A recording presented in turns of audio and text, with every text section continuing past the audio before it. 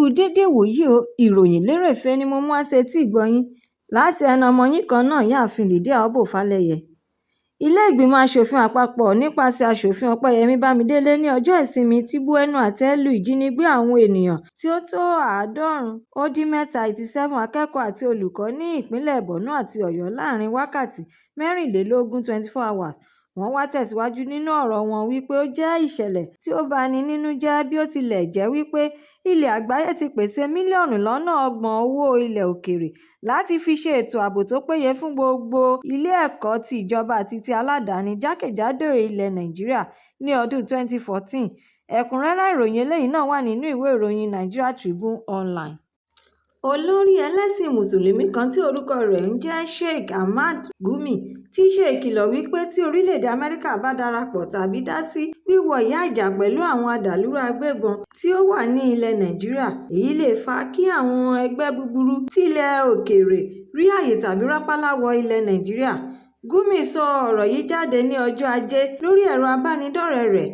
Àwọn adàlúrú yìí yóò tún máa da ètò àlàáfíà ìjọba àwarawa rú nínú èyí tí òun ṣàpèjúwe rẹ̀ gẹ́gẹ́ bí ìlà pupa. Ẹ̀kúnrẹ́rẹ́ ìròyìn eléyìí náà tún wà nínú ìwé ìròyìn The Sun. Ìròyìn eléyìí ló gbé jáde síta wípé ọkọ̀ Toyota Coaster kan ló kọlu ẹlẹ́sẹ̀ tí ẹni náà sì gbẹ́mìí mì lójú ẹsẹ̀ ní ọ̀nà Ìmọ̀wó Ìbàdàn nínú Ìjẹ̀bú Òde ní ìpínlẹ̀ Ògùn ní nǹkan bíi déédé agogo 5:15 ìrọ̀lẹ́ 4:45 PM ọjọ́ Ìsinmi. Agbẹnusọ fún iléeṣẹ́ Ogun State Traffic Compliance àti Enforcement Agency Babátúndé Akínbíyì ló sọ fún iléeṣẹ́ ìwé ìròyìn yìí ní ọjọ́ Ajé, tí ó sì tún ṣe àfikún ọ̀rọ̀ rẹ̀ wípé ìṣẹ̀lẹ̀ ìjàmbá ọkọ̀ náà ló fa ìlọ́júpọ̀ ọkọ̀ lójú pópónà. Ẹ̀kúnrẹ́rẹ́ ìròyìn eléyìí náà tún wà nínú ìwé ìròyìn Punch. Àwọn ẹgbẹ́ agbábọ́ọ̀lù ti ilẹ̀ Nàìjíríà Super Eagles yóò mọ àwọn ẹgbẹ́ agbábọ́ọ̀lù tí wọn yóò kojú nínú ìdíje eré bọ́ọ̀lù ti 2027 African Cup of Nations lẹ́yìn ìgbà tí àjọ Confederation ti African Football bá parí ètò pínpín ní ìlú Cairo, ilẹ̀ Íjíbítì. Ètò pínpín yìí ni yóò ṣe àmì ìbẹ̀rẹ̀ ìdíje eré bọ́ọ̀lù ti ilẹ̀ adúláwọ̀ tí àwọn orílẹ̀-èdè bíi Kenya, Tanzania àti Uganda yóò jẹ́ olùgbàlejò lábẹ́ àkọlé fún ìdíje náà ní Pamoja ní èdè Swahili, èyí tí ó túmọ̀ sí wíwà papọ̀. Ẹ̀kúnrẹ́rẹ́ ìròyìn eléyìí náà tún wà nínú ìwé ìròyìn The Nation. Ìròyìn ló gbé jáde síta wípé kò dín ní ọkọ̀ ojú omi 9 tí ó ti balẹ̀ sí iléeṣẹ́ Tinker Island àti Apapa ní ìpínlẹ̀ Èkó tí wọ́n sì ń dúró de àyẹ̀wò tó péye kí wọ́n tó lè máa já epo rọ̀bì bíi epo pẹtiró, dísù, epo tí ọkọ̀ bàálù òfurufú ń lò, afẹ́fẹ́ ìdáná àti ọ̀pọ̀lọpọ̀ ajílẹ̀. Ìròyìn ní ìwé ìròyìn àkọsílẹ̀ ti iléeṣẹ́ Nigeria Port Authority (NPA) gbé jáde síta láti ṣàlàyé ipò tí àwọn ọkọ̀ ojú omi wà, èyí tí yóò tún ṣàlàyé bí iṣẹ́ àwọn òṣìṣẹ́ iléeṣẹ́ náà ṣe ń ṣiṣẹ́ jákèjádò ibùdókọ̀ ọkọ̀ ojú omi ti orílẹ̀-èdè yìí. Ẹ̀kúnrẹ́rẹ́ ìròyìn eléyìí náà wà nínú ìwé ìròyìn Daily Post.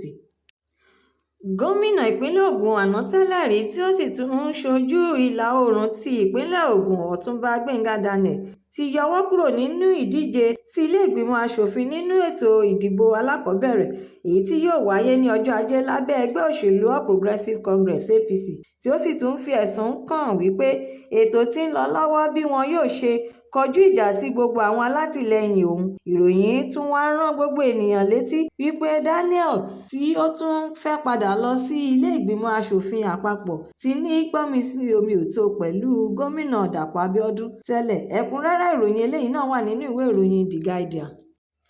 Ìròyìn eléyìí ló ń béèrè ìbéèrè lọ́wọ́ àwọn ènìyàn wípé bí ó ti jẹ́ pé ètò ìdìbò gbogbogbò ti ọdún 2027 ṣe ń súnmọ́ lójoojúmọ́, ètò ìdìbò alákọ̀ọ́bẹ̀rẹ̀ ti aṣojú-ṣòfin lábẹ́ ẹgbẹ́ òṣèlú APC èyí tí ó wáyé lẹ́nu lọ́lọ́ yìí ṣe àfihàn oríṣiríṣi ẹ̀sùn, àròyé ìpayà, kọ́hùkọ́hù àti kùjẹkùjẹ tí ó wà nínú rẹ̀. Àwọn ọmọ ẹgbẹ́ mìíràn tilẹ̀ kọ èsì ìdìbò náà sílẹ̀ tí wọ́n sì tún fi ẹ̀sùn kan ẹgbẹ́ wípé wọ́n ń ṣojú-ṣàájú.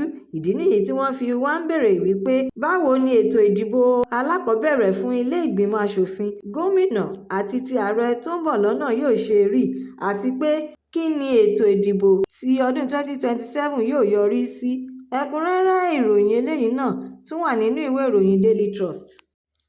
Adájọ́ Joyce Abdulmalik tí ó wà ní ilé-ẹjọ́ àpapọ̀ tí ó ga ní ìlú Àbújá ti pàṣẹ lọ́jọ́ Ajé wípé òun ti fún gómìnà àná tẹ́lẹ̀ rí ti ìpínlẹ̀ Kaduna Nasir El-Rufai ní ààyè láti gba onídùúró rẹ̀ kí irú ẹni náà jẹ́ ẹni tí ó ń gbé ní Maitama tàbí Asokoro ní ìlú Àbújá, kí ẹni náà tún fi ojúlówó ìwé-ẹ̀rí ilẹ̀ rẹ̀ sílẹ̀ ní ilé-ẹjọ́.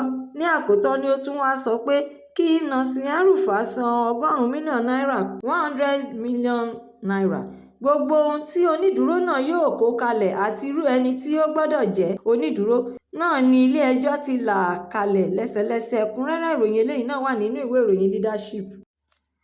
Mínísítà fún ilé gbígbé àti ìdàgbàsókè ìlú Ọ̀gbẹ́ni Mustapha Rabe Dama ti ṣí aṣọ lójú eégún nípa bí wọ́n ṣe ètò ìpolongo ìbẹ̀rẹ̀pẹ̀pẹ̀ láti máa ṣe àkójọpọ̀ àwọn alátìlẹyìn ènìyàn fún Ààrẹ Bọ́lá Tinubu àti gómìnà ìpínlẹ̀ Katsina Dikko Umaru Rada síwájú ètò ìdìbò gbogbogbò ti ọdún 2027. Ètò ìpolongo ìbẹ̀rẹ̀pẹ̀pẹ̀ yìí wà fún ríró ẹgbẹ́ òṣèlú APC lágbára káàkiri ìlú, ìgbèríko, agbègbè láti lè jẹ́ kí gbogbo ènìyàn lọ́kùnrin lóbìnrin, ọ̀dọ́, ọ̀gá-lọ́gàá àti àwọn gbogbo ọmọ ẹgbẹ́ ṣe alátìlẹyìn fún ọ̀rọ̀ ìsọ̀rí Tinubu Dikko Grassroots Mobilization. Ẹ̀kúnrẹ́rẹ́ ìròyìn eléyìí náà tún wà nínú ìwé ìròyìn This Day.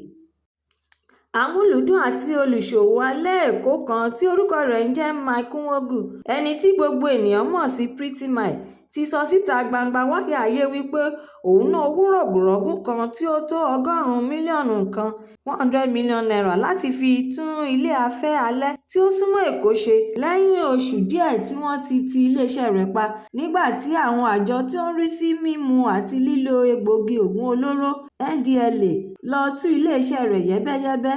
Ẹ̀kúnrẹ́rẹ́ ìròyìn eléyìí náà wà nínú ìwé ìròyìn Vanguard. Ìròyìn lérèfé tòní kò ní jù báyìí lọ nítorí pé kí n lọ bẹ̀ oge. Ẹ tún pàdé mi lọ́jọ́ mìíràn láṣẹ Èdùmàrè fún àkọ́tún ìròyìn lérèfé. Ẹ má ṣàláì lọ kàn sí YouTube channel ìròyìn lérèfé kí ẹ jọ̀wọ́ kí ẹ bá mi subscribe, kí ẹ má gbàgbé láti tún fi èròǹgbà yín ránṣẹ́ sórí rẹ̀ kí ẹ bá lè máa ní àǹfààní láti máa gbádùn ìròyìn lérèfé síwájú àti síwájú sí. Ẹ ṣé mo dúpẹ́ tí ẹ̀ ń tẹ́tí gbọ́ mi nígbà gbogbo. Ó dàbọ̀.